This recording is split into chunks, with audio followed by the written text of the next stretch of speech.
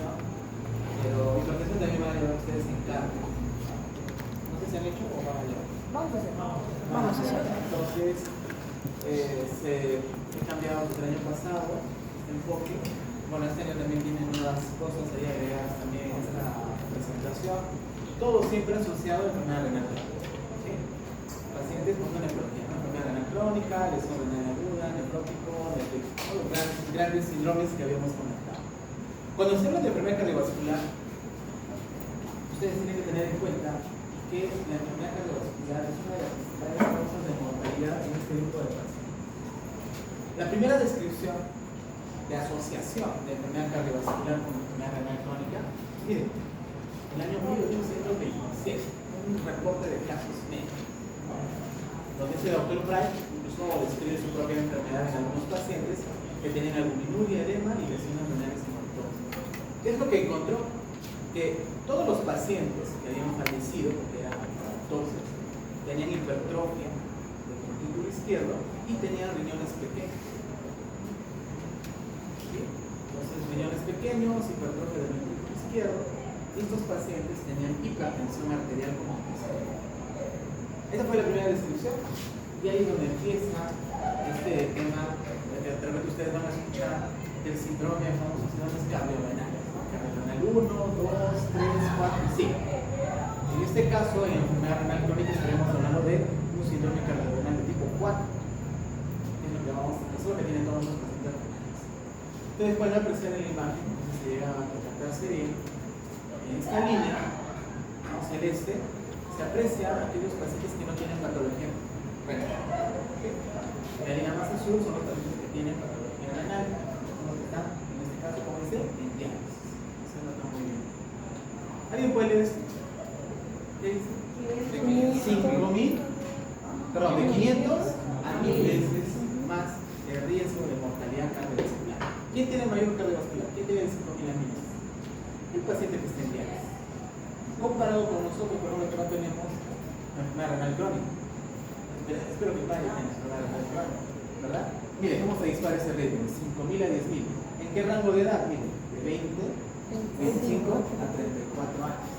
Y obviamente a medida que va pasando la edad, este riesgo también se va incrementando pues, en la población, obviamente porque va asociando los factores de riesgo. Y como que casi que se igualen en la última década de la vida, ¿no? El riesgo crece.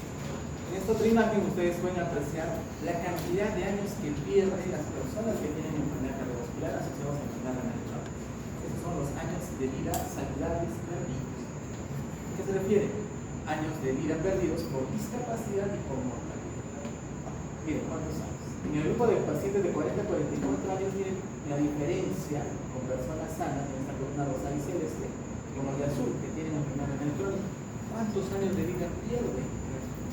Imagínense, a uno de ustedes le da la enfermedad renal crónica, le da los 40 años. El riesgo de tener enfermedad cardiovascular se le dispara de 500 a 1000 veces. Y encima no van a llegar a vivir toda la expectativa de vida que uno tiene. En el Perú, varón, 75 años. De repente no vas a llegar a vivir 75, quizás vas a vivir hasta los, si te dan a los 40, quizás vas a vivir a los 45, a los 50 años. Y obviamente afecta. Y esto, salud pública, desde el punto de vista económico, pues afecta también a todo el país. Existe una asociación inversa entre lo que es la tasa de filtración glomerular estimada.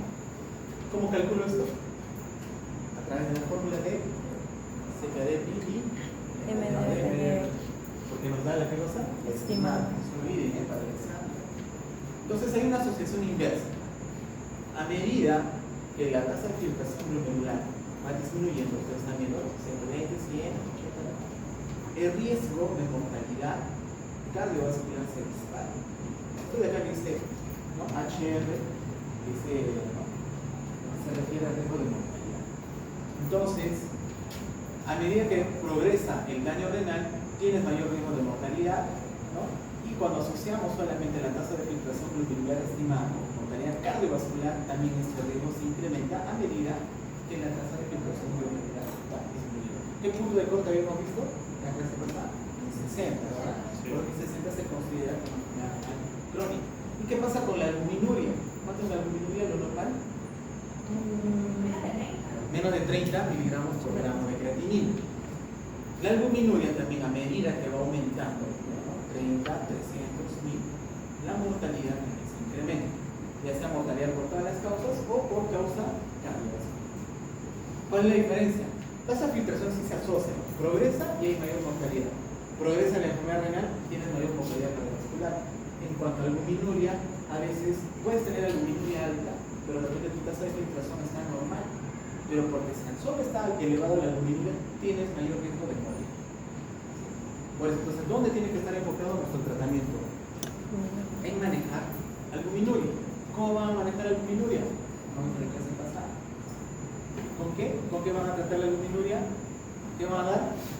Yecas, aras, losinas, inerrenona, ¿no? Antagonistas, esteroideos, de mineralocorticoides, ejemplo, espirona, ¿no? Con todo eso ustedes tienen que atacar la albuminuria. ¿Qué dice acá? Por cada reducción de 20 mililitros en la tasa de filtración glomerular, el riesgo de eventos cardiovasculares aumenta un 50%.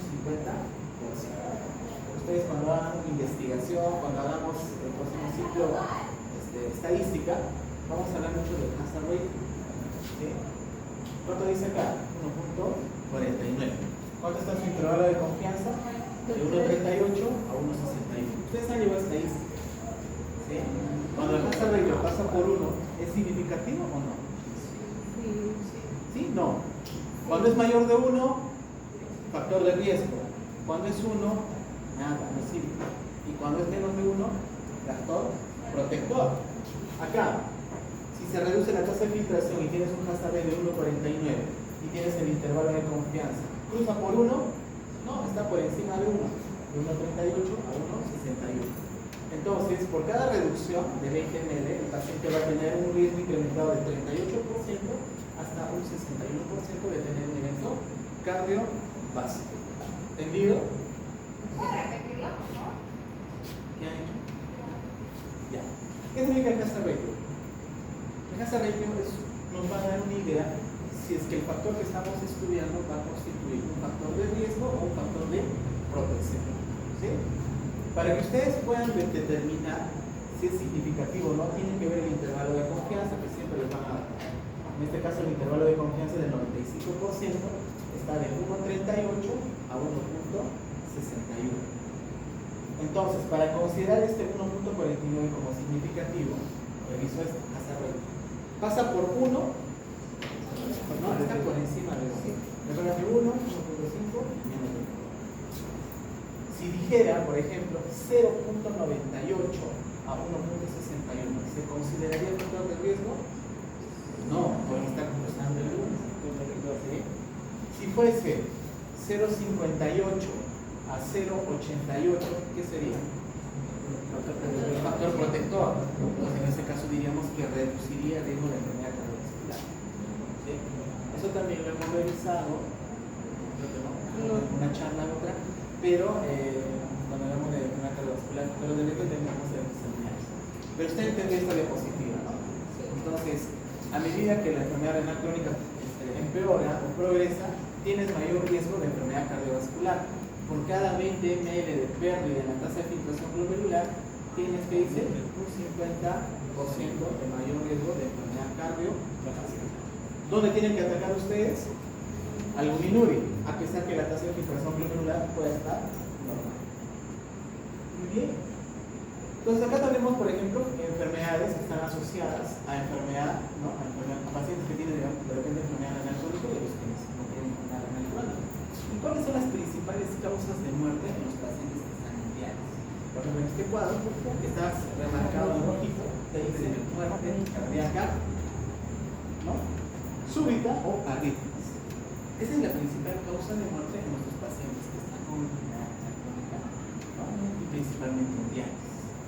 Ustedes pueden apreciar en esta otra curva, a medida que la enfermedad renal crónica va progresando, ¿no? Acá por ejemplo tenemos RC1, RC3, RC5, ¿no? El riesgo de mortalidad se incrementa, pero va a depender de qué tipo de factores. Pueden haber factores ateroscleróticos o como factores no ateroscleróticos asociados a enfermedad cardiovascular. En este caso, en nuestros pacientes, a medida que va progresando la enfermedad renal crónica, la principal causa de muerte son los eventos cardiovasculares no arterioscleróticos. ¿Y cuáles son esos eventos? Hipertrofia del ventrículo izquierdo, arritmias cardíacas, muerte cardíaca súbita y ictus hemorrágico. ¿Qué es el ictus hemorrágico? El accidente cerebrovascular hemorrágico. ¿Y qué eventos arterioscleróticos conocemos? Infarto agudo del miocardio, stroke isquémico y enfermedad arterial. ¿Sí? Esas deberían ser las principales causas de muerte en nuestros pacientes con enfermedad renal crónica. Nuevamente, acá podemos agrupar, por ejemplo, las principales causas de mortalidad de acuerdo a la tasa de filtración glomerular. Aquellos que tienen por encima de 60, los que tienen menos de 60 y los que están en diálisis. En los que están en diálisis, ¿cuál es la principal causa de muerte? Está ahí en blanco. ¿Qué dice? Falla cardíaca súbita. Muerte cardíaca súbita. ¿Y cuáles son las causas de muerte cardíaca súbita? Las bradiarritmias y las taquiarritmias. Esa es la principal causa de muerte en este grupo. ¿Qué causas de muerte cardíaca no súbita conocen? La tenemos. Cardíaca no súbita. Y miren, hay un porcentaje, inclusive los pacientes en estadios mucho más tempranos, de repente los que están en el estadio 1 y 2, pues aquellos que tienen tasa de filtración glomerular por encima de 60, también tienen una causa muy importante de mortalidad por causas cardíacas, pero que no sean súbitas. ¿Cuáles son? Infarto, muy bien, y otro, falla cardíaca. ¿Sí? Muy bien. ¿Qué causas de muerte no cardíaca y súbitas conocen? Los ACVs, los ictus. Otro, embolia pulmonar, tromboembolismo pulmonar, también podría ser otra causa de muerte no cardíaca súbita. Muy bien. Y en esta imagen de pirámide indicativa, por ejemplo, podemos apreciar la frecuencia de muerte cardíaca súbita que va presentándose en la población. Por ejemplo, en la población general, solamente menos del 0.1% mueren por muerte cardíaca súbita. Y miren, cuando tienen una enfermedad renal crónica, no están en diálisis, esta prevalencia sube hasta casi 2.7%. Si tienes falla cardíaca, al 4% riesgo de muerte cardíaca súbita. Y si están en hemodiálisis, miren, 5%. ¿Se corresponde con este cuadro? Pregunta examen. Principal causa de muerte en los pacientes que están en diálisis.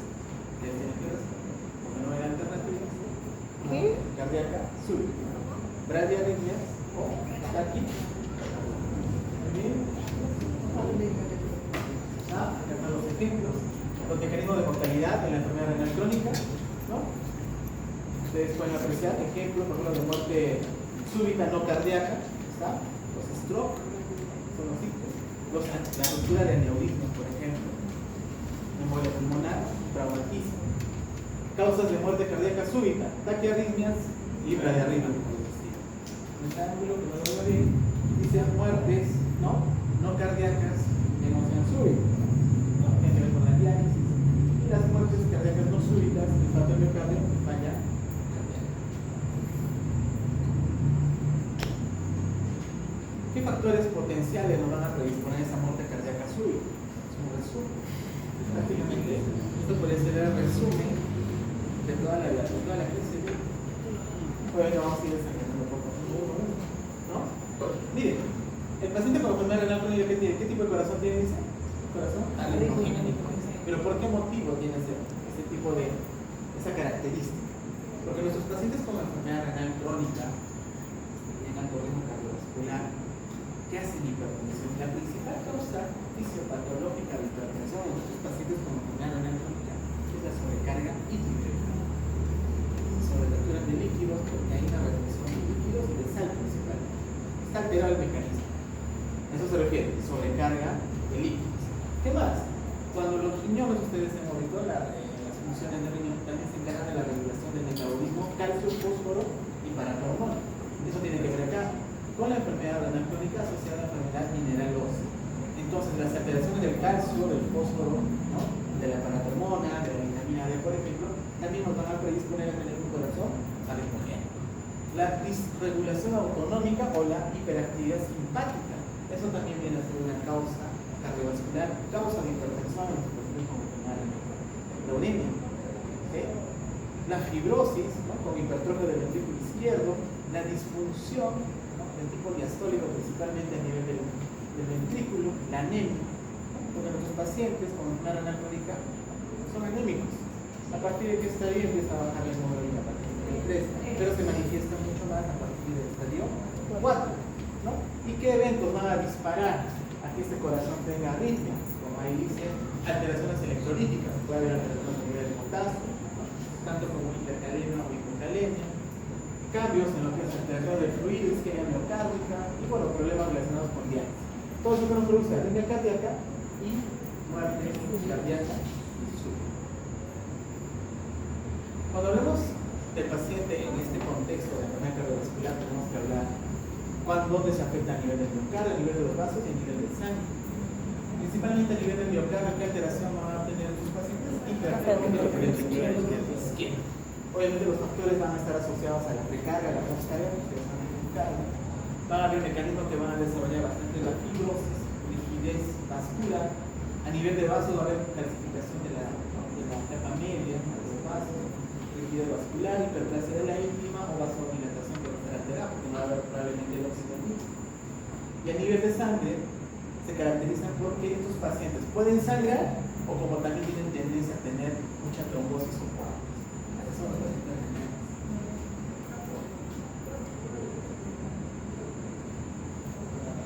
Peculiaridades, en resumen, acá creo que nos quiero decir que a veces los criterios, porque cuando ustedes van a revisar los criterios de riesgo en cardiología, todo eso va a estar asociado a población normal, que no tengan enfermedad renal crónica. Entonces, todos los criterios que se aplican para evaluar el riesgo cardiovascular a la población que no tiene enfermedad renal crónica difiere de aquellos que tienen enfermedad renal crónica, prácticamente como que no nos ayuda. Un ejemplo. Por ejemplo, aquellos pacientes que tienen el LDL colesterol. ¿Qué es el LDL colesterol? Es el colesterol malo. Ese, por ejemplo, cuando está por encima de 100 y si eres diabético, siempre le tienes que decir que hay que llegamos a un límite de 55 porque está asociado con mortalidad cardiovascular. Y tienes que darles estatinas. En nuestros pacientes con enfermedad renal crónica no sirve o no se ha llegado a determinar eso. No se ha llegado a determinar el beneficio de las estatinas para controlar, por ejemplo, el LDL colesterol.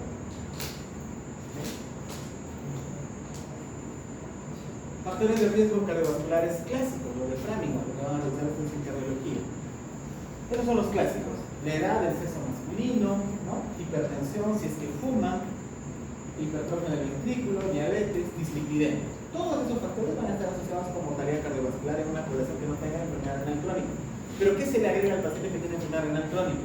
Lo que dice ahí: estrés oxidativo, inflamación, disfunción endotelial, calcificación vascular, enfermedad mineral ósea, toxinas urémicas. Esto no lo tenemos nosotros, pero esto complica mucho más al paciente, por eso es que tiene de 500 a 1000 veces más riesgo de enfermedad cardiovascular. Cuando hablamos de enfermedad arterial en los pacientes con enfermedad renal crónica, nos referimos principalmente al término de arteriosclerosis. ¿Qué significa eso? Como decíamos, endurecimiento de arterias. Pero hay que hablar cuando hablamos de arteriosclerosis, hay que diferenciar tres conceptos importantes que están introducidos en esta área: arteriosclerosis, arteriolesclerosis y la esclerosis de Monte. ¿Sí? Eso es lo típico de los pacientes con enfermedad renal crónica. ¿Qué significa arteriosclerosis? Arteriosclerosis. Cuando las placas son regidas en lípidos y tienen calcificación. ¿Y dónde se ubica? En la capa íntima de la arteria. Arteriolesclerosis es una rigidez que no está calcificada y tampoco es ateromatosa en las arterias musculares.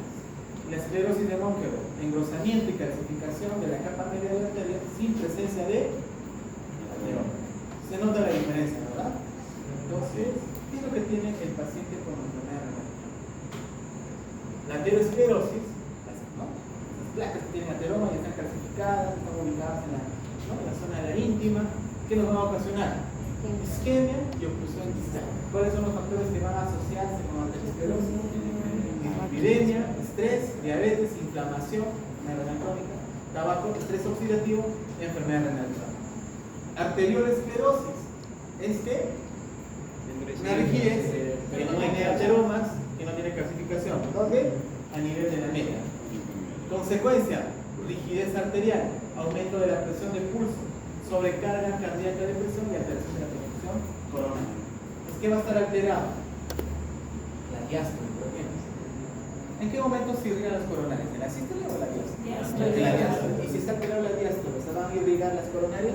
No. Y el paciente pues, va a tener riesgo de infarto. Bien. Diferencias. Bien. Entre placas de ateroma en pacientes con y sin enfermedad renal crónica. Lo que están en rojo son aquellos pacientes que tienen enfermedad renal crónica y los que están en amarillo los que no tienen enfermedad renal crónica. ¿Qué diferencias se han encontrado? Todo lo que está marcado de rojito. ¿Quiénes tienen mayor calcificación? Los pacientes crónicos, ¿no? Enfermedad renal crónica. ¿Quiénes tienen mayor depósito de cristales de colesterol? Los pacientes con enfermedad renal crónica. ¿Quiénes tienen más disrupción de la placa ateromas? Más miedo de cosas de tromboembolia. Los pacientes con enfermedad renal crónica. ¿Por qué? Miren, la P, ¿no? Es menos de 0.05, 0.049, 0.048, 0.040. Los demás ustedes pueden apreciar son mayores de 0.05. ¿Sí? ¿Está claro? ¿Entendible? ¿Ah? Que los pacientes con enfermedad renal crónica tienen, digamos, tú tienes una enfermedad aterosclerótica, pero ellos van a tener mayor riesgo de calcificación y por ende, pues, mayor riesgo de calcificación. Es lo que te está diciendo acá. Como los que comparan lo que es calcificación, los pacientes que no tienen enfermedad renal crónica también tienen, pero si tú comparas el porcentaje, ¿quién tiene más? Por ejemplo, dice que acá casi el 51% de los pacientes, ¿no?, que han sido estudiados por tomografía que tienen enfermedad renal crónica tienen más calcificación que aquel paciente que no tiene enfermedad renal crónica. Sí puedes encontrar calcificación, pero hay una diferencia significativa.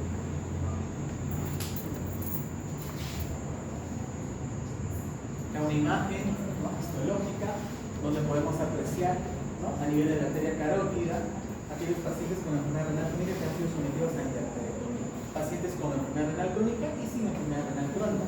¿Quiénes tienen mayor calcificación? Los que tienen, ¿no?, los renales. Ahí te dice, bien, más porcentaje de calcificación, 21% versus el 10.9%. ¿Significativo? Significativo. ¿Quiénes tienen más placas inestables y con ruptura? Los pacientes que tienen enfermedad renal crónica. Miren, el 82% de los pacientes con enfermedad renal crónica encontraron que tenían más placas inestables a nivel de la arteria carótida.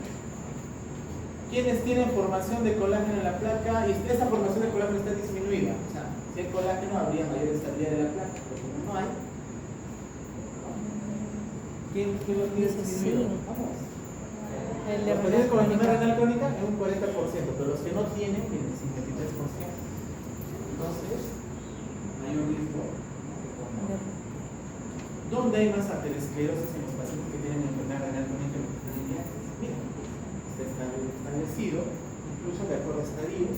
Los pacientes controles son pacientes sanos y tenemos pacientes con enfermedad renal crónica estadio 3, estadio 4 y estadio 5. Ese 5 significa 5 en diálisis.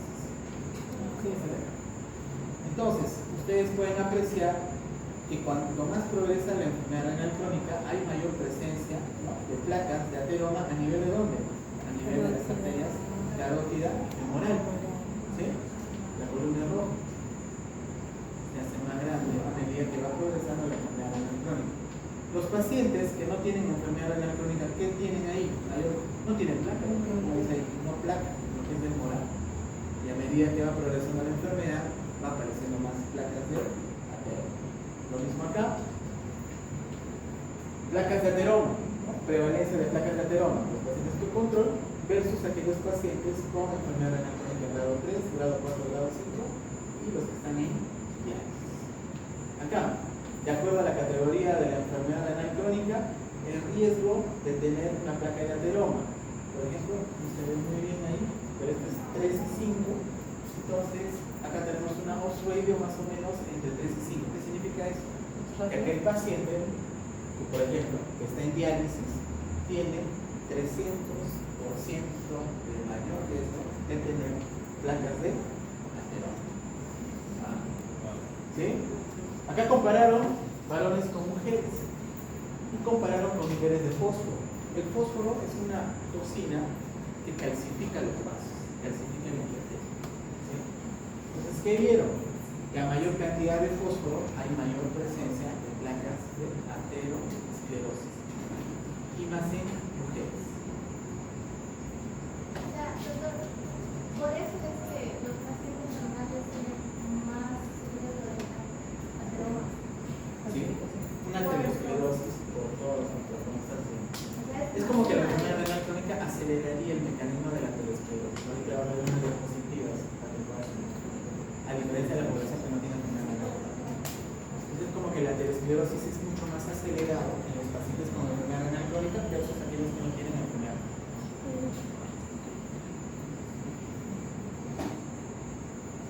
¿Está? Más factores que van a contribuir a la aterosclerosis en pacientes con enfermedad renal crónica. Incluso, ¿por qué es importante este cuadro?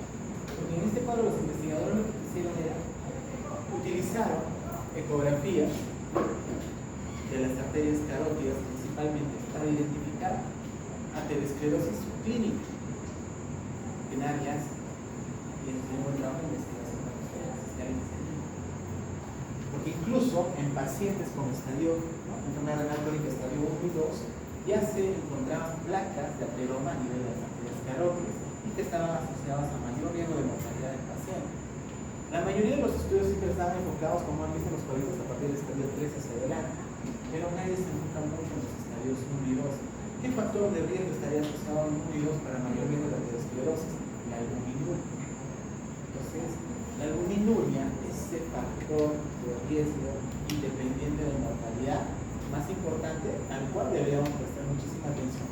Y si hacemos un análisis con ecografía de las arterias carótidas, podríamos encontrar de repente placas de aterosclerosis, calcificaciones de las arterias coronarias, de repente algunos estudios con resonancia. Podemos cuantificar cuántas calcificaciones pueden tener los pacientes, por ejemplo, con factores de riesgo, diabetes, hipertensos, obesos, por ejemplo, y en quienes podríamos actuar de manera temprana para evitar su muerte. Y estos son todos los factores que van a estar asociados con la aterosclerosis. Nuevamente, ¿no?, la enfermedad mineralosa asociada a la enfermedad renal crónica, la disminución del cloro. ¿Se acuerdan de la primera clase? Sí. Una función importante del cloro. ¿Para qué? Para que Colágeno. teníamos jóvenes.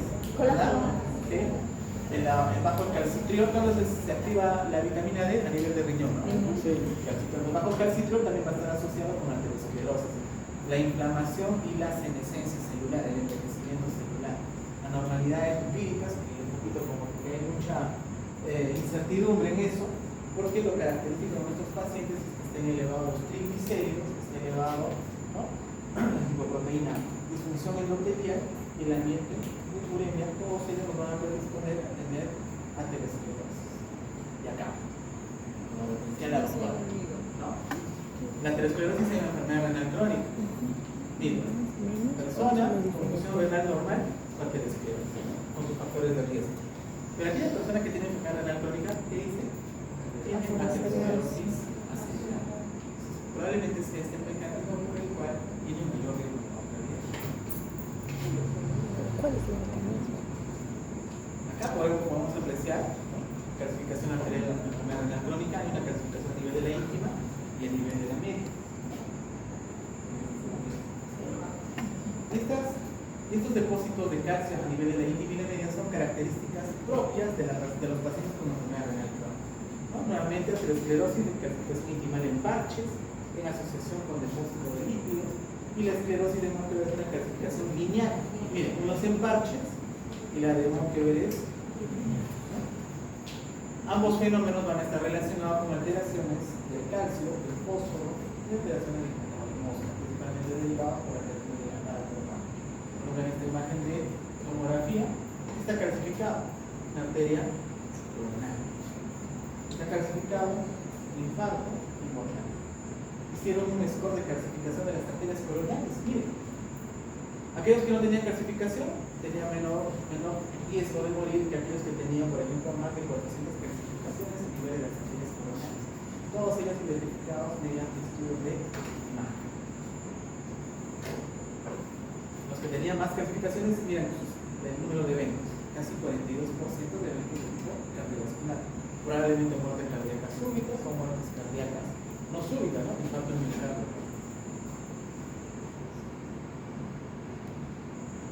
¿Quiénes tienen más grueso a la pared? Arterial. ¿Interrenales o no? ¿Te dice acá? Aortinal disease, o sea, los aquellos que no tienen una enfermedad renal, y acá los que tienen enfermedad renal terminal. Miren, el engrosamiento, ¿no? El grosor de la capa media es mucho mayor, donde en los pacientes que tienen enfermedad renal crónica. ¿Qué otra característica? El área, ¿no?, de calcificación a nivel de la media es mucho mayor a nivel de la, con los pacientes con enfermedad renal. ¿Sí? Nuevamente, el engrosamiento de la pared arterial, tanto el grosor de la suma de la íntima y la media, a nivel de la arteria carótida, fue mucho mayor en aquellos pacientes que tenían enfermedad crónica. O en este caso, pacientes con diabetes tipo 2 versus sus controles.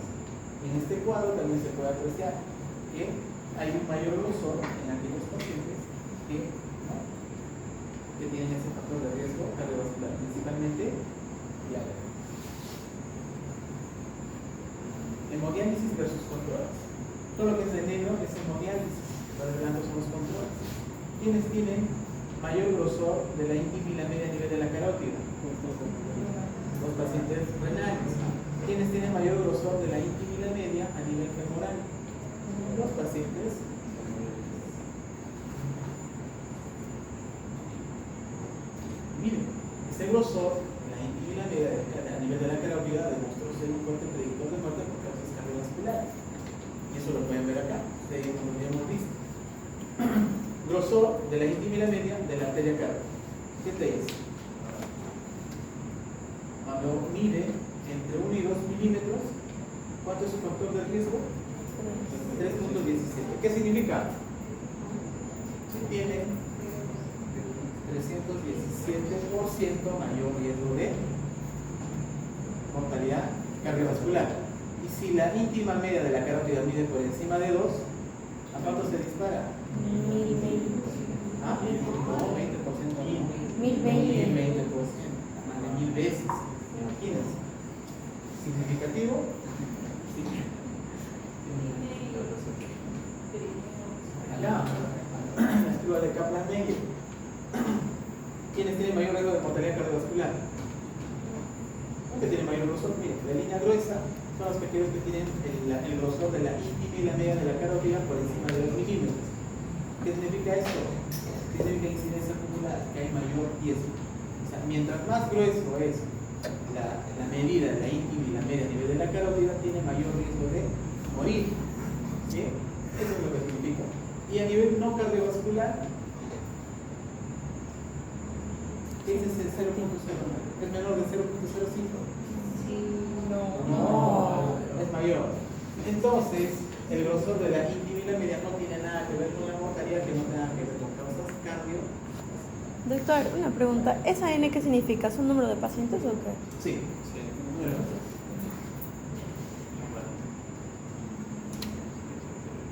Entonces, uno es aterosclerosis. ¿Sí? Aterosclerosis, esclerosis de calcificación. ¿No? Ahora vamos a hablar de rigidez arterial. Otro de los fenómenos que se presenta en los pacientes con enfermedad renal crónica. Doctor, eso es la arteriosclerosis. La rigidez arterial es la arteriosclerosis. Arteriol. Consecuencia funcional del engrosamiento de la pared arterial se valora mediante qué? Velocidad de propagación de un onda de pulso, la forma de onda de pulso y los cambios físicos. Lo que estará. ¿Verdad? Sí. Onda de pulso. ¿Se acuerdan de esa imagen? Ahora quién fisiología ustedes.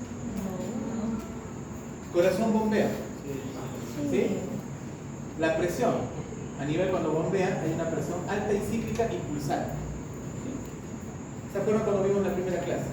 La resistencia arterial sistémica cuando llegabas a nivel de la arteriola cuarta y las calciformes empezaban a disminuir para ir llegando, ¿no?, con menor presión al nivel de la arteriola deferente.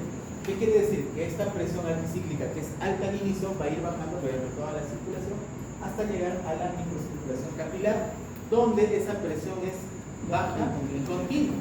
Obviamente para no dañar los órganos. Los órganos están bien perfundidos, el cerebro, corazón, los riñones principalmente. Y ¿Cómo es el flujo de sangre cuando sale del corazón? Es un flujo cíclico y altamente pulsátil, pero cuando llega a nivel de los capilares, ¿cómo se hace ese flujo? Continuo. Entonces hay una presión continua, baja, y hay un flujo continuo, ¿no? Y tampoco es pulsante. Pero ¿qué pasa con el paciente con enfermedad renal crónica que tiene rigidez arterial? Ustedes saben que la sístole, ¿no? Contracción del ventrículo, está peleando contra la presión arterial sistémica, ¿no? Bombea la sangre, se irriga todo y luego viene el sistema de la diástole para que se relaje y se puedan irrigar adecuadamente las coronarias. ¿Sí? Se oxigena el corazón. ¿Qué pasa cuando hay rigidez arterial? El corazón se esfuerza más, pero están viendo que la sístole sube, el pico de sístole. ¿Por qué? Porque hay rigidez de las arterias.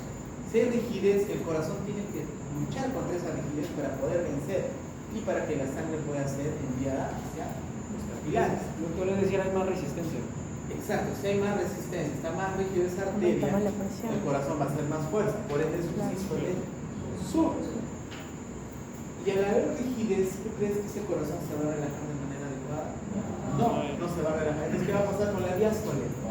Su curva disminuye. Entonces, ¿qué va a pasar con la oxigenación a nivel de las arterias coronarias? Disminuye. Es por eso que cuando hay rigidez arterial hay un aumento en el consumo miocárdico del oxígeno. Se está esforzando por vencer esta presión, pero también hay una disminución de la perfusión coronaria. Entonces el paciente se puede morir. Esa rigidez arterial, ¿se acuerdan que hablábamos? El corazón, una presión alta, un flujo continuo y pulsátil a nivel de la microvasculatura, esos flujos tienen que ser continuo y la presión también baja y continua. Pero cuando hay rigidez arterial, ¿qué va a pasar con ese flujo y esa presión? Ya no es tan continuo, sino que sigue siendo pulsátil. Sigue el patrón. Por ende, sigue dañando a los órganos. ¿Qué órganos están altamente vascularizados? Riñón, Riñón, cerebro y corazón. Entonces, este aumento de la presión arterial, de esa presión arterial y de la presión de pulso, ¿por qué hay aumento de la presión de pulso? Porque la sístole sube y la diástole baja, ese es el aumento de la presión de pulso. ¿Cuáles son sus consecuencias?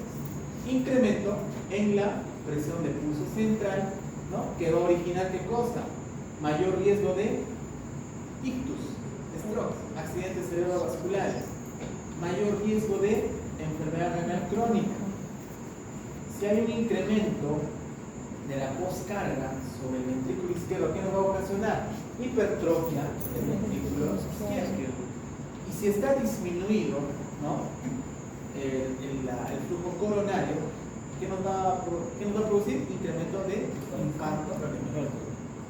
Ya con este diagnóstico ustedes se graban las consecuencias de lo que ocasiona la rigidez arterial. Obviamente hay estudios que han ido valorando la onda de pulso, esta presión de pulso, cómo se está propagando esta onda de pulso desde el corazón hasta la ¿no? Hasta llegar a la microvasculatura. ¿Cuáles son sus consecuencias? Que obviamente, si está rígido, ¿qué va a pasar con la velocidad del flujo? Incremento, no va a ser lento ni continuo. Hay mayor onda de pulso, hay mayor velocidad. Entonces te dice esta diapositiva que a mayor velocidad de la onda de flujo de la sangre a nivel de la microvasculatura va a estar asociado a mayor riesgo de mortalidad cardiovascular. Muy bien, hemos hablado de aterosclerosis, hemos hablado de rigidez arterial, están viendo los pasos, todo lo que puede tener el paciente. ¿Sí? Ahora tenemos que hablar también de disfunción endotelial, ¿qué pasa en el nivel de los disfunción endotelial? Ustedes saben que el endotelio vascular está encargado de producir el óxido nítrico, por ende controla el tono arterial, ¿no? El óxido nítrico es el vasodilatador más potente que tiene el organismo. ¿Sí? ¿Y qué hace el óxido nítrico? Inhibe la proliferación de células musculares lisas, inhibe la proliferación, la agregación plaquetaria y adhesión de monocitos. ¿Quiénes van a estimular la producción del óxido nítrico? Hipoxia, estrés, infecciones, por ejemplo, y hay para preguntar acetilcolina. ¿Pero qué pasa con el paciente que tiene una renal? Lamentablemente el entorno urémico, las toxinas, la presencia de niveles elevados de fósforo, de paracromona, el nivel bajo de vitamina D, ¿no? Todo eso va a ocasionarnos un entorno inflamatorio que a la larga nos va a ocasionar, como dice ahí, disfunción endógena. Y está todo el mecanismo fisiopatológico asociado con él, ¿no?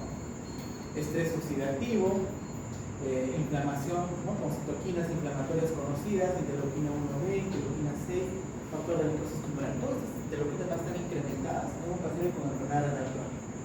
Hiperfosfatemia, lo que les comentaba. ¿Qué nos va a producir? Disminución del calcitriol, aumento del FGF23, que es el factor de crecimiento fibroblástico. ¿Y esto qué nos produce? Menor síntesis de óxido nítrico. Si no hay óxido nítrico, ¿qué pasa? Ya no hay óxido, no está rico. ¿Qué saben ustedes de la dimetilarginina cinética? En nuestros pacientes con enfermedad renal crónica, los niveles de esta arginina se disparan. Miren, ¿por dónde se elimina? ¿Están viendo acá? Esta es la dimetilarginina. Debería eliminarse por los riñones. Pero el paciente con enfermedad renal crónica ya no va a poder eliminar esa cantidad de la dimetilarginina. ¿Qué va a pasar con esta dimetilarginina? Va a competir con la oxidolítico sintetasa y va a inhibir la producción del óxido nítrico. Entonces, cuando los niveles de la dimetilarginina se incrementan, ¿no? Acá estamos apreciando el gasto cardíaco y acá estamos apreciando el flujo plasmático renal. Doctor, ¿y qué es esa? ¿Ah? ¿Qué es la dimetilarginina? ¿De dónde proviene? Es una molécula, como dice, conformada por arginina que participa del metabolismo de la síntesis del óxido nítrico. Tal como hay un otro también que se llama ABSA. ¿No? Pero principalmente este marcador, esta molécula, participa para la formación de óxido nítrico. Regula la formación del óxido nítrico. Si tus riñones están bien, obviamente la producción de este mediador facilitaría la formación del óxido nítrico y también se eliminaría por la orina, normalmente. Pero cuando el paciente tiene enfermedad renal crónica, lo que han encontrado que estos niveles de esta arginina, están incrementados y altera la síntesis del óxido nítrico. ¿Y qué produce? Por ejemplo, a nivel del gasto cardíaco, disminuye. Como ahí ya no va a haber óxido nítrico, ya no va a haber vasodilatación, no le va a llegar una buena carga al corazón y por ende el gasto cardíaco disminuye. ¿Qué va a pasar con la presión arterial sistémica? Aparentemente sube. Porque hay vasoconstricción. ¿Qué va a pasar a nivel del flujo plasmático sanguíneo renal? Disminuye. Obviamente no le va a llegar. Pero lo que también se ha visto es que la presión, ¿no?, renovascular empieza a subir. Entonces se plantea que una de las causas de hipertensión renovascular sea secundario al incremento de la dimetilarginina.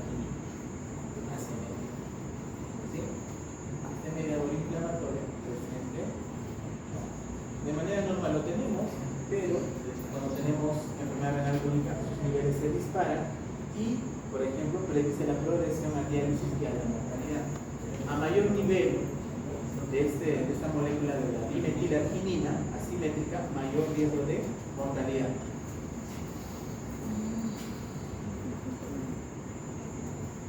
Acá les traigo un resumen de una serie de estudios también, donde describen los hallazgos a nivel de las arterias coronarias, principalmente, que es lo que encuentran en los estudios de autopsia.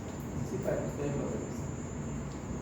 Lesiones coronarias en pacientes con hemodiálisis. Los pacientes en hemodiálisis tenían lesiones más severas. 73% de los pacientes que estaban en hemodiálisis tenían lesiones de los tres vasos. Las tres coronarias. ¿Cuáles son las tres coronarias que tenían el corazón? ¿No son dos? Y la circunfleja. ¿No? El volumen del vaso de la placa. Pues circunfleja rama de la izquierda. En aquellos pacientes que tenían. Otro de los términos también que se asocian, que vamos a hablar de aterosclerosis, rigidez, solución endotelial, senescencia. La senescencia celular es un proceso que resulta en un proceso irreversible de crecimiento celular tras la exposición a determinados insultos. Insultos, en este caso, el paciente dentro de su entorno urémico ocasiona que las células se envejezcan mucho más rápido. Obviamente, ¿por qué? otro, hay mayor presencia. ¿Ustedes han escuchado de la edad vascular? Por ejemplo, tienen un paciente con enfermedad renal y le preguntan ¿cuántos años de diabetes? Porque es un estresor, es un insulto. Le diagnosticaron su diabetes hace 20 años y el paciente tiene, un ejemplo, 50 años. ¿Cuánto de edad vascular tiene este paciente? Suman su edad 50 más los 20 de años de diagnóstico de la diabetes, 70 años. Entonces la edad vascular de ese paciente es de un paciente de 70 años. Senescencia célular. Yo creo que otra vez. ¿Sí? Tienes un paciente de 50 años, ¿sí? Va a tu consulta, le preguntas cuántos años de diagnóstico de diabetes tiene, te dice que tiene 20 años. Hemos visto que la diabetes se asocia bastante a la esclerosis, está involucrada mucho en este mecanismo. Entonces, ¿cuánto es la edad vascular de ese paciente? Tienes uno, es uno. Los 50 más los 20 del paciente de diabetes son 70 años. Pues este paciente tiene 70 años de edad vascular. Y obviamente, esa senescencia celular va a estar asociada a la progresión de una enfermedad crónica con todos los mediadores inflamatorios. Se incrementa el tema de la apoptosis, el estrés oxidativo, hay menor proliferación y hay una disfunción, ¿no?, de tipo inmunológico. Que también se han encontrado rarefacción capilar a nivel de los pacientes. Hay menor presencia de microvasculatura en aquellos pacientes que tienen una enfermedad crónica versus los contrarios. Muy bien, hasta ahí hemos desarrollado lo que es en el vaso. ¿Sí? ¿Preguntas?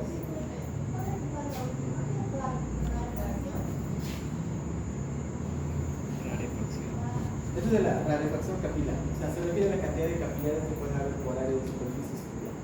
Por ejemplo, acá tenemos densidad de capilares en pacientes que no tienen enfermedad renal crónica, aquellos pacientes que tienen enfermedad renal crónica pero que no están en diálisis, versus aquellos que tienen diálisis. Hacen la comparación entre quienes se diferencian. Entre los que están sanos versus los que tienen enfermedad renal crónica. Tienen menor densidad de vasos capilares, porque obviamente esos vasos estarán ateroscleróticos, cerrados, bastante rígidos, no va a haber circulación y obviamente va a estar asociado con mayor mortalidad. Entonces se comparan en todos los cuerpos. ¿Qué ven ahí?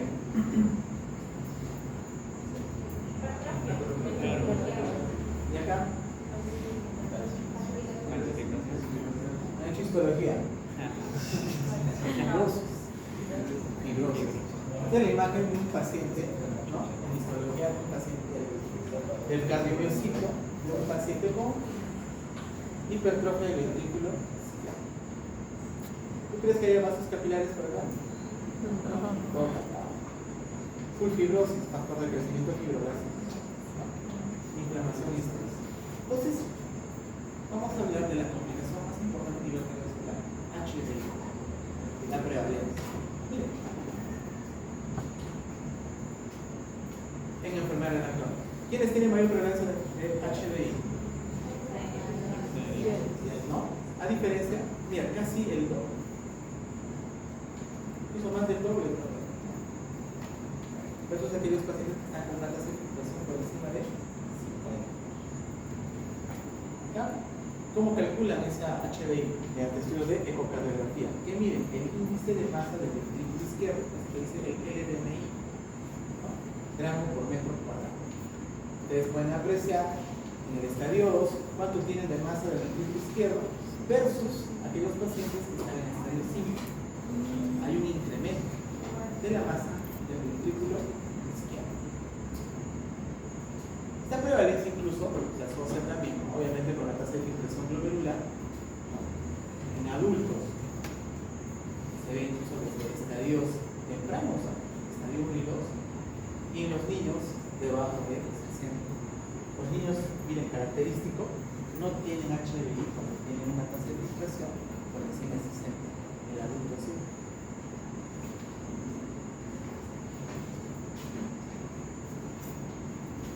¿Qué fórmula se utiliza para calcular el hipertrofia del ventrículo izquierdo? Se lo puede dar doctor de cardio, aprende a hacerlo.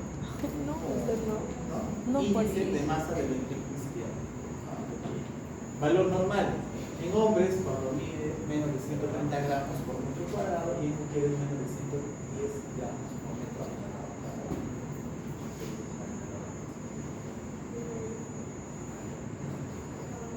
Cuando hablamos de hipertrofia del ventrículo izquierdo, hablamos de diferentes geometrías. Esta es la geometría normal, ¿sí? Cuando tiene menos de 110 en mujeres y menos de 130 en varones. Pero hablamos de excéntrica, ¿no? Cuando está por encima de 110 y 130. Y hablamos de otro que es el grosor relativo. Ya es un hallazgo en el cardio, ¿no? Con ecocardiografía. Sino que el objetivo de este cuadro es poder enseñarles que cuando uno habla de HDI, de hipertrofia del ventrículo izquierdo, tenemos que hablar ya sea de tipo excéntrico, concéntrico, o hay un tipo que se llama remodelado concéntrico. Obviamente esto va a variar también de acuerdo al tipo de estudio. Por ejemplo, en este estudio, el Dr. Foley, un estudio prospectivo de 400 pacientes con enfermedad renal terminal en diálisis, encontró que el 44% de los pacientes que estaban en diálisis tenían hipertrofia concéntrica. Y el 30%, 29.6, tenía hipertrofia excéntrica. Si tú sumas, entonces casi la mayoría, 3/4 partes de estos pacientes que tienen hipertrofia del ventrículo izquierdo. Y acá está representado qué tipo de hipertrofia: la concéntrica y la excéntrica. ¿Cómo se origina? Como un beneficio para. Hay dos mecanismos: sobrecarga de volumen y sobrecarga de presión. Entonces, la sobrecarga de volumen incrementa la presión de llenado a nivel del ventrículo izquierdo. ¿Eso qué ocasiona? Que la pared, si entra más líquido, hace que la pared del ventrículo se alargue. ¿Qué pasa con el miocito? Se alarga. Obviamente, esto va a agrandar las dimensiones internas, ¿no?, de la cavidad del ventrículo izquierdo, pero también va a estar asociado con el engrosamiento de pared. ¿Cuál es el resultado final? Un ventrículo con pared engrosada y una cavidad agrandada. ¿Eso qué se le dice? Hipertrofia excéntrica. Entonces, sobrecarga de volumen te produce hipertrofia excéntrica.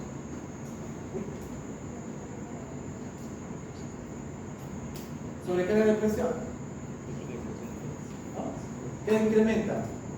El estrés de la pared del sistema. O sea, el corazón trata de luchar, ¿no?, contra la rigidez arterial para tratar de bombear la sangre a nuestro cuerpo. ¿Qué va a pasar? Proliferación de miocitos. ¿Por qué van al gimnasio, por ejemplo? ¿Qué produce? Engrosamiento de pared, preservación o reducción del volumen de la cavidad. Al final, ¿qué nos va a producir una sobrecarga de presión? ¿Qué tipo de hipertrofia? Concéntrica. Hipertrofia.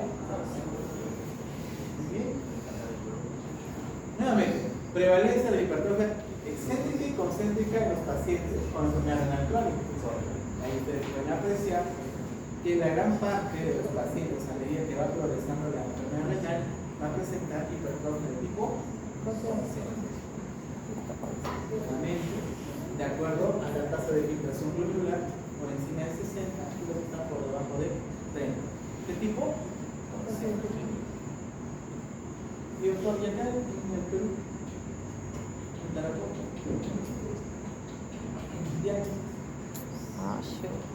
Un estudio pequeño de 32 pacientes a quienes hicimos ecocardio, apoyo de un cardiólogo. Miren, de los 32 pacientes que hemos evaluado, el 59% tenía HB concéntrico. No encontramos excéntrico. Pero sí, 30% tenían remodelado de tipo concéntrico. Difiere, ¿verdad? Doctor, ¿y hay algún cambio cuando les haces a ellos hemodiálisis, cuando hablamos de sobrecarga de volumen, por ejemplo? Si les sacamos volumen, ya no va a haber sobrecarga de volumen. ¿Qué va a pasar con la pared del ventrículo? ¿Se reduce? Sí, ahí está, vamos. Dice, diálisis. Les hicieron la medida del ventrículo izquierdo antes de la diálisis y después de diálisis. Buscamos, ahí está, el LVMI. Veamos. Antes de diálisis, el índice de masa del ventrículo izquierdo era mucho mayor después de diálisis. O sea, doctor, ¿se puede Efectivamente. El HDI se asocia con mortalidad. Entonces tú al hacer reduces volumen, la reducción de la mortalidad que pasa. Que dije la principal causa de HDI, de hipertensión, realmente la sobrecarga hipertensiva. En orina.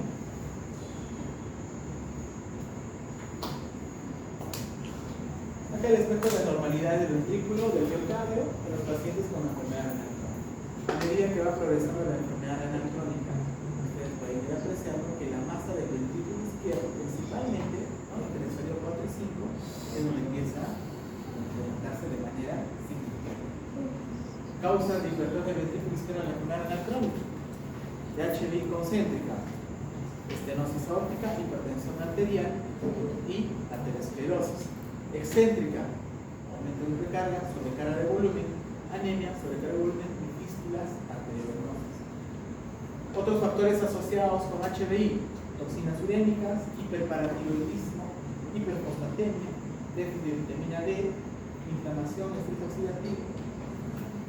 No nos hablamos de función renal de reserva, ¿verdad? En diálisis se habla de función renal residual y apoptosis celular. Cambios en la función del ventrículo izquierdo, dice de estadio tempranos, de remodelado ventricular, ¿se acuerdan? En nuestra serie de pacientes se encontraba más remodelado. Al inicio la función sistólica va a estar conservada, obviamente, porque hay mecanismos de rescate, los cuales van a permitir que ese corazoncito siga bombeando bien, y obviamente la actividad simpática va a estar incrementada. Pero a largo plazo, tanto la contractilidad como la fracción de eyección del ventrículo izquierdo van a disminuir, lo cual nos va a originar disfunción sistólica. El 20% de los pacientes que están en diálisis tienen disfunción sistólica, que al inicio no tiene síntomas, por eso es silente, pero luego se manifiesta con signos de insuficiencia cardíaca. La disfunción diastólica no se puede relajar ese corazoncito, más una febri conservada, una razón de glicemia, porque no hay disfunción sistólica. ¿Verdad? Disfunción diastólica en la relajación sí te va a originar más signos de insuficiencia cardíaca. Entonces, ¿cuál es peor? ¿La disfunción sistólica o la diastólica? La diastólica, por esto. La disfunción sistólica también a veces puede ocasionar una caída de la presión arterial sistémica. ¿Eso qué nos pasa? Por ejemplo, los pacientes que están en diálisis. Antes de entrar a diálisis manejaban presiones de 180 sobre 100, 200 sobre 100. Entran a diálisis y pasa, digamos, un año y las presiones que manejan son 80, 60, 70, 50. Esto es lo que ha pasado. Disfunción sistólica. Y lo que sí se ha demostrado, que estos pacientes, a pesar del riesgo cardiovascular enorme que tienen, a pesar de los signos de insuficiencia cardíaca, y aquellos principalmente que tienen disfunción de tipo sistólico, esa disfunción mejora después de los nacionales. Cuando había remodelación de la pared, la pared del corazón, no se podía hacer nada, porque ya está remodelado y está cambiado totalmente. Sí, no se van a hacer nada. Por estar viendo que hay muchos cambios que se están produciendo. Pero cuando tú examinas las funciones para calcular si tiene los diastólicos sistólicos, hay variedades de acuerdo a la sintomatología. Bueno, en las series que no son de acá, la mayoría tiene hipertrofia concéntrica o excéntrica. Pero acá no hemos encontrado ningún excéntrico. Todos tienen remodelado. ¿Por qué? De repente es porque están mucho tiempo en diálisis, comparado con aquellos pacientes de otros países que ya están más tiempo por en diálisis. Ahora, ningún paciente acá les hemos hecho ecocardio desde estadios prediálisis.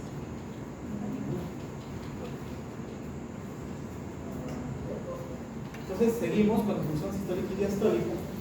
Bueno, obviamente cuando hay disfunción diastólica hay una alteración de la relajación ventricular, ¿no? La elasticidad también va a estar disminuida, el mismo problema que el síntoma de ICC. Hablamos también de un ventrículo izquierdo rígido, ¿no? Cuando hay esa disfunción, cuando hay una disfunción sistólica o está rígido, la pared del ventrículo va a estar más sensible a las taquiarritmias, por eso es que tiene mayor riesgo de ¿qué? De muerte cardíaca súbita, ¿no? Son más sensibles a un aumento del volumen vascular y más sensibles a que tengan de repente edema agudo de pulmón. Ahora, si es que tenemos un corazón rígido, un ventrículo izquierdo rígido y hay depresión de volumen, este paciente va a tener un menor llenado ventricular. Entonces, no hay gasto cardíaco, el gasto cardíaco disminuye, no bombeas los 5 litros, bombeas por ejemplo 1 litro, ¿qué te va a dar? 5. Ese paciente va a tener inestabilidad en el urinario, va a requerir probablemente de vasopresores para poder mantener la presión. La disfunción diastólica obviamente tiene peor pronóstico de la disfunción sistólica y tiene un peor pronóstico. En nuestro estudio de los 32 pacientes podemos apreciar que disfunción sistólica en quienes está más presente.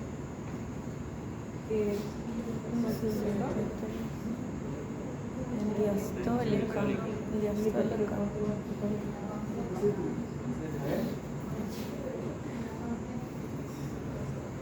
¿Qué dices? Disfunción diastólica. Concéntrica.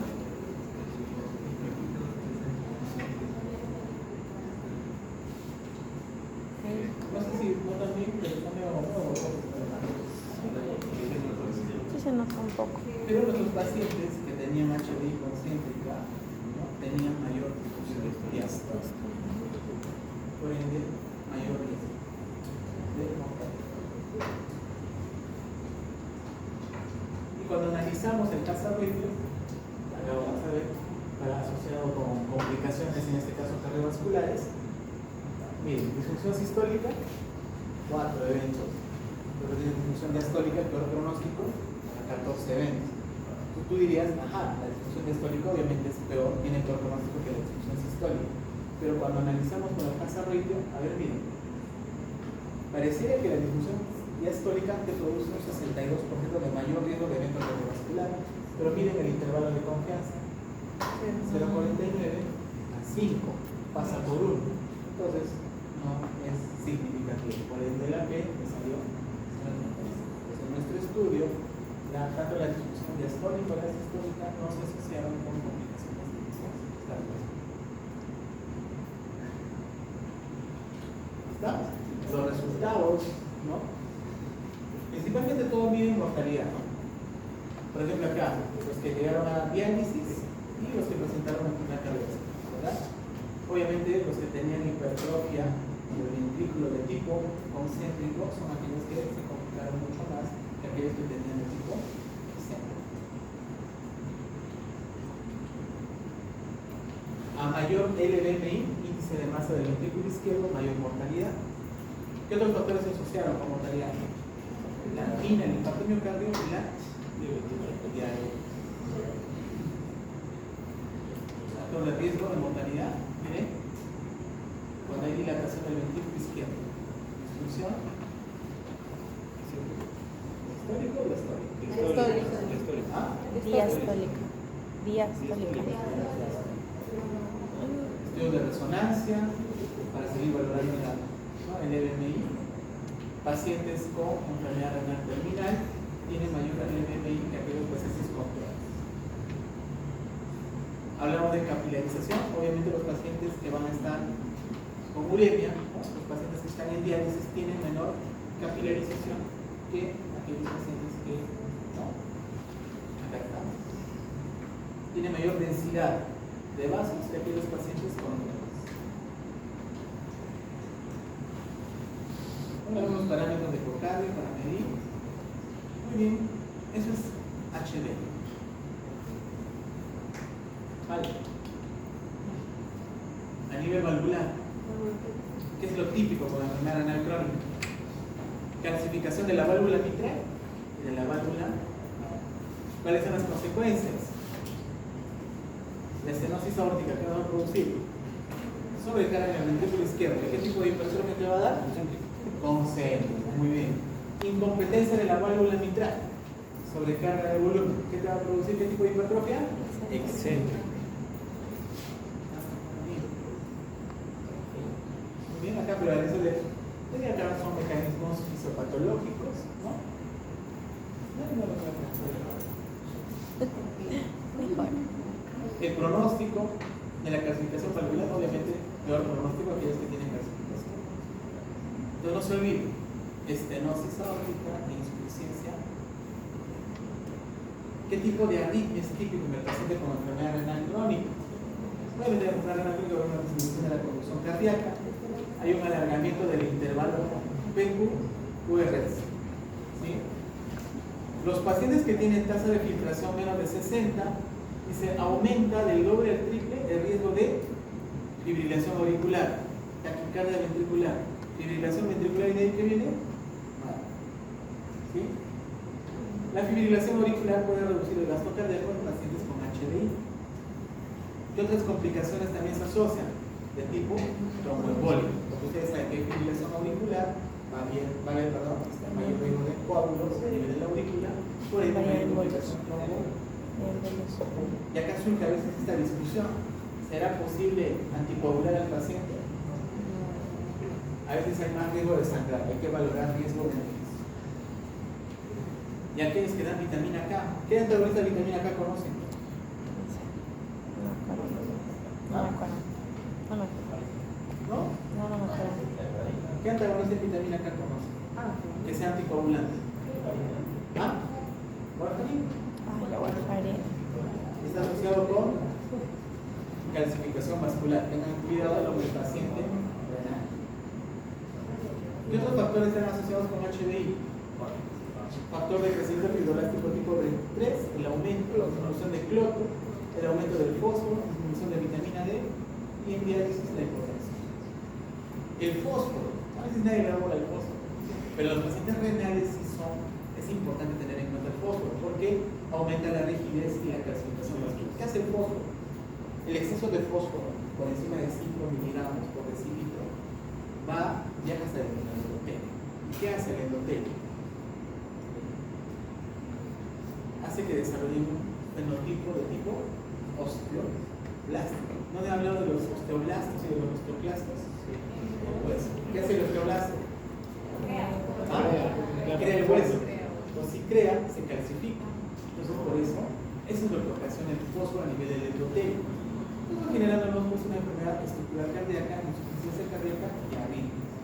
Por ejemplo, en el estudio de Framingham, por cada incremento de miligramo, ¿no?, por encima de 5, se incrementa 30% el riesgo de calcificación vascular.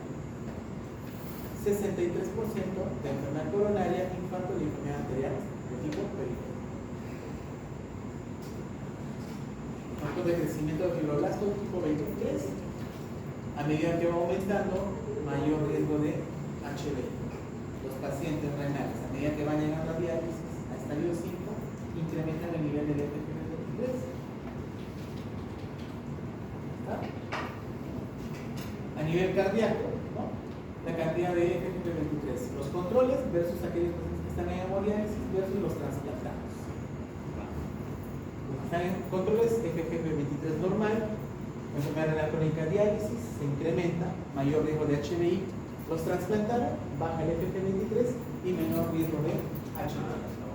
¿Qué pasa con el cloto? ¿Quién es el cloto? Juventud, ¿verdad? Sí. Normal. Cuando tenemos enfermedad renal crónica, disminuye el nivel de cloto, mayor HBI.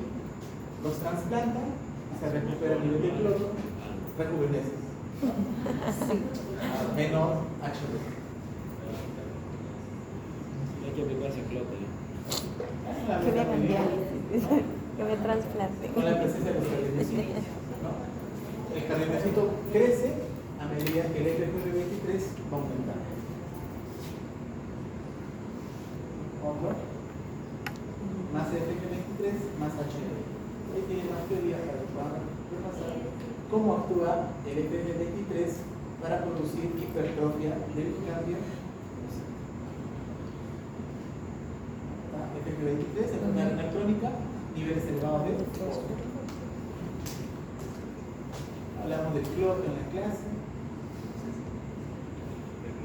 ¿Qué es lo característico del FGF23? Dice que aumenta antes que el fósforo y la PTH se suben. Generalmente a partir del estadio 3B, fósforo y PTH empiezan a subir. Pero parece que el cloto sube mucho más antes. Pero el FGF23 tiene un efecto fosfatúrico. ¿Sí explica eso? Para eliminar el fósforo por la orina. ¿Sí? Entonces se asocia con mortalidad por todas las causas en un 25% y con insuficiencia cardíaca en un 41%. Ojo, FGF23 no es como el fósforo, no se asocia con calcificación vascular. Induce HDI en ausencia de cloro. Colecalciferol, ¿cuál es? La vitamina D. ¿No? A menor vitamina D, más HB. ¿Sí? El paracalciferol trata de controlar eso para revertir la vitamina D para poder revertir el HB. Pues digamos, este paracalciferol es un medicamento que se utiliza en los pacientes, no lo tenemos acá, utilizan Lima, y esto es para revertir más que todo el HB, ¿no? Para controlar el metabolismo.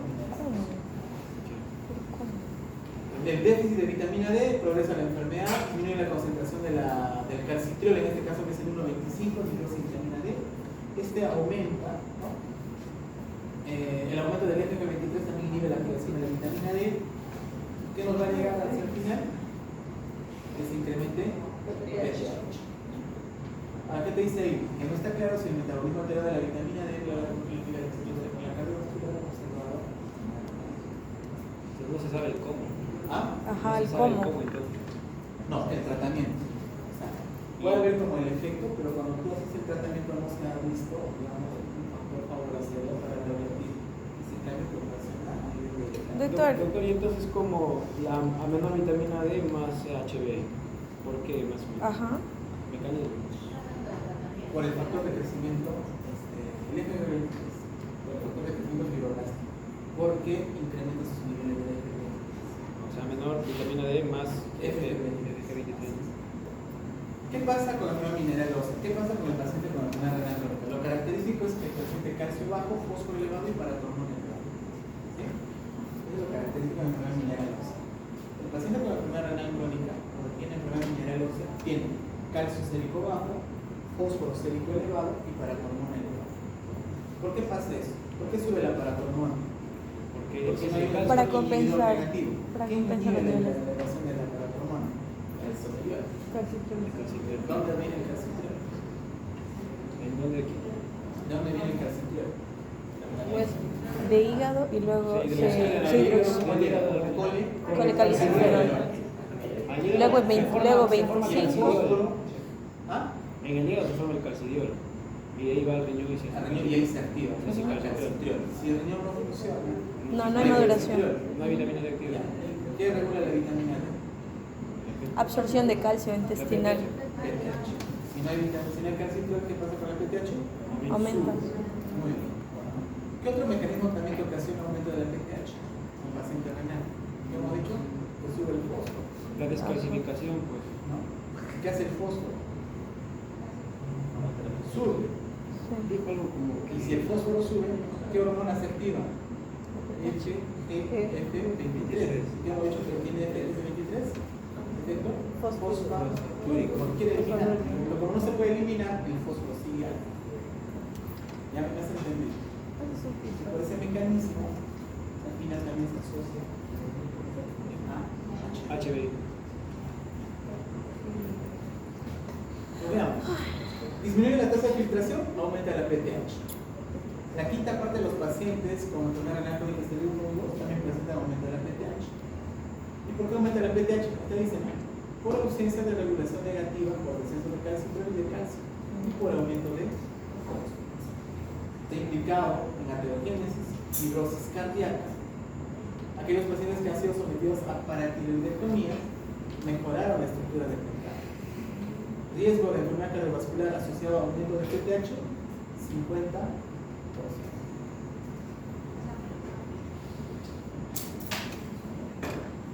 Bueno, esto de acá es aturdimiento cardíaco. Esto no es muy para ustedes, pero en los pacientes que hacen diálisis, nosotros tenemos que retirar un volumen máximo por sesión de diálisis. En una diálisis, acá incluso podemos dar hasta 5 litros de agua, que están hinchados. Pero sacarle 5 litros ocasiona alteración a nivel del miocardio. A eso se le llama el estaño cardíaco, el aturdimiento cardíaco, el knockout cardíaco. Hay un límite, desde 13 mililitros por kilo por hora. Vamos a poner un ejemplo. Calculen 70 kilos. ¿Sí? 70 por 13. ¿Multiplica? 70 por 13. 920. Ya. por 4 horas de viajes. ¿Cuánto es? 3.640. ¿Cuánto? 3.640. Ya, a ese paciente de 70 kilos lo máximo que podría sacar sería 3.600. Para evitar esto, aturdimiento cardíaco. Pero ya les dije ayer, pues le sacamos 4 o 5 litros. ¿Qué le estamos ocasionando? El estaño, el aturdimiento cardíaco. ¿Qué me va a producir eso? ¿Y qué me va a aumentar? Eso es lo que quería que tengan en este momento. Entonces, secundarios, estos pacientes que están en hemodiálisis van a estar asociados con isquemias miocárdicas repetitivas. Si hay bastante isquemia repetitiva, ¿qué te produce? Lo que siempre se mide en todos los estudios, mayor mortalidad. Hemodiálisis y aturdimiento cardíaco, un factor pronóstico muy importante.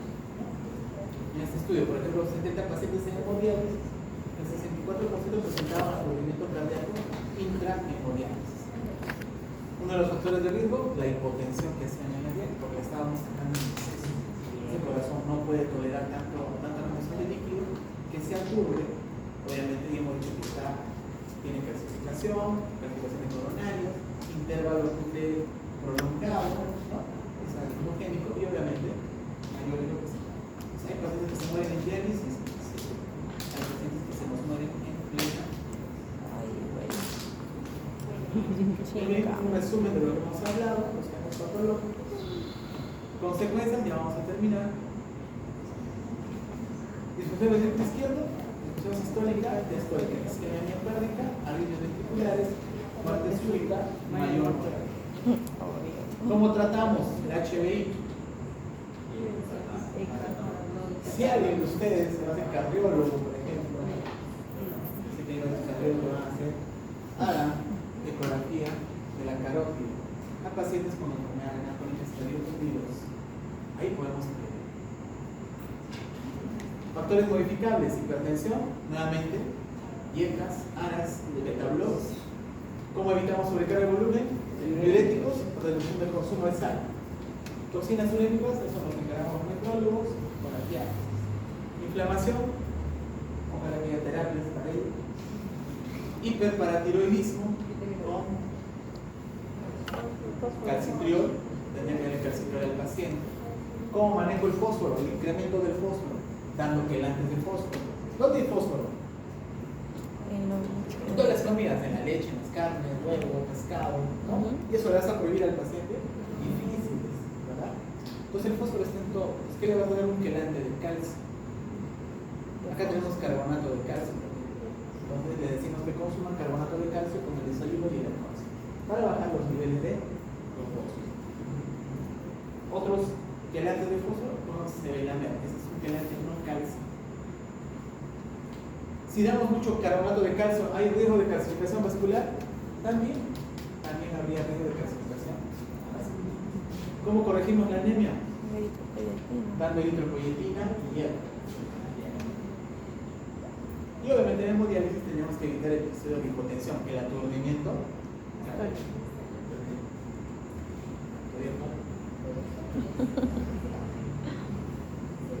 Esta pregunta que siempre les hago en los slides. Dígame 5 mecanismos fisiopatológicos de hipertensión arterial en el paciente con enfermedad renal crónica.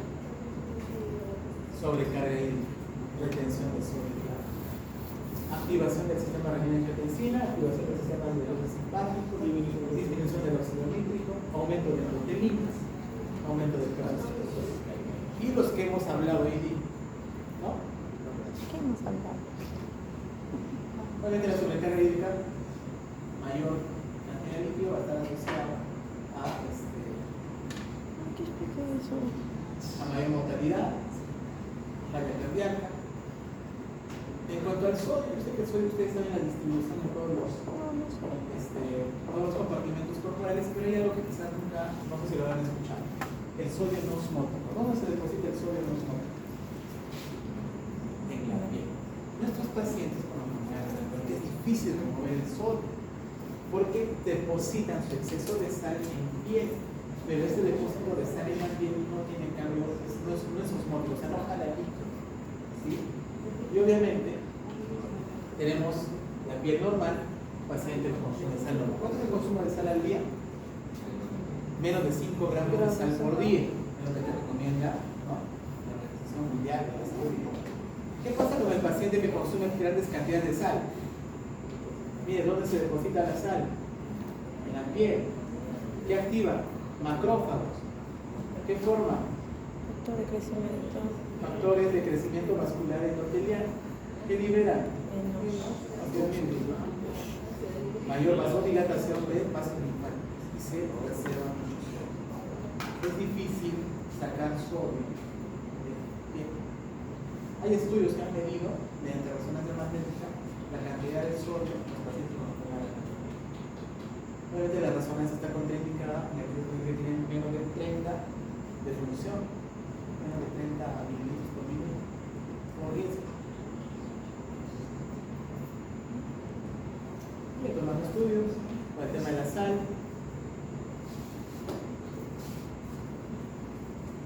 ¿Cuánto es el consumo de sal? Menos de 5 gramos al día. Compararon 11,6. ¿Qué encontraron? Que había riesgo de desarrollar enfermedad renal 29% en aquellos que consumían 11 gramos de sal por día. Y sube un 4.5% de riesgo de desarrollar enfermedad renal por cada gramo de sal que se incrementa en el año. Este experimento bonito. Pacientes obesos, ¿sí?, hipertensos. Entonces, en seguimiento, les reducen las calorías, bajan de peso, pero siguen siendo hipertensos. Les bajan el consumo de sal, la presión corporal. La sal es un factor de riesgo importante para el desarrollo de HIV. Las concentraciones de sodio en piel están relacionadas con hipertrofia del ventrículo. Determinamos consecuencias del aumento del volumen extracelular en pacientes de hemodiálisis. Todas. Hipertensión pulmonar.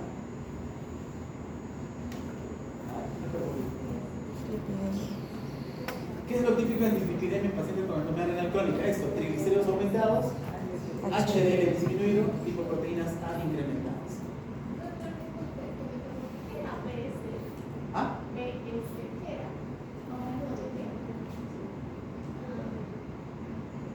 Bueno, volumen extracelular.